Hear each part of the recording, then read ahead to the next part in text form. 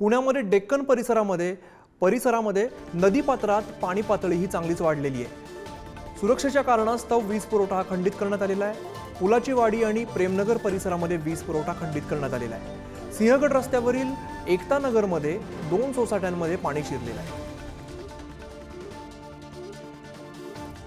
अधिक माहिती देतात आमचे प्रतिनिधी ज्ञानेश्वर चौतमल। ज्ञानेश्वर, पुण्यामध्ये डेक्कन परिसरामध्ये नदीपात्रात पाणी पातळी वाढलेली आहे, सध्याची काय परिस्थिती आहे?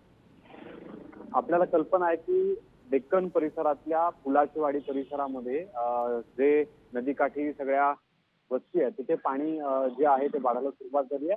खडक वासल्यातून मोठ्या स्वरूपाचा जो विसर्ग सोडला गेलाय त्याचा हा परिणाम आहे आणि म्हणून प्रशासनाच्या वतीनं असं सांगितलं जात आहे की काळजीपोटी म्हणून सुरक्षिततेच्या कारणासाठी म्हणून विद्युत पुरवठा बंद ठेवावा लागलाय। कारण अशा पद्धतीने जर पाणी वाढत असेल तर विद्युत पुरवठा सुरू ठेवला तर विजेचा धक्का लागू शकतो आणि काही अपघात होऊ शकतो। यासाठी म्हणून या भागातला विद्युत पुरवठा बंद ठेवण्यात आलाय। मात्र दुसरीकडे नागरिकांकडून मात्र मनस्ताप व्यक्त केल्याची भावना व्यक्त होते आहे। दुसऱ्या भागात एकता नगरचा विचार केला तर तिथे काही सोसायट्यांच्या पार्किंग मध्ये पाणी शिरलंय आणि तिथेही काही घरांचा वीज पुरवठा बंद करावा लागलाय। कारण अशा सोसायट्यांच्या पार्किंग मध्ये पाणी गेल्यानंतर त्याचा विद्युत पुरवठा सुरू ठेवणं योग्य ठरणार नाही असं निश्चित। त्यामुळे पुणेकरांनी काळजी घ्यावी असं आवाहन सुद्धा करण्यात येतं। धन्यवाद या सगळ्या सविस्तर माहितीसाठी।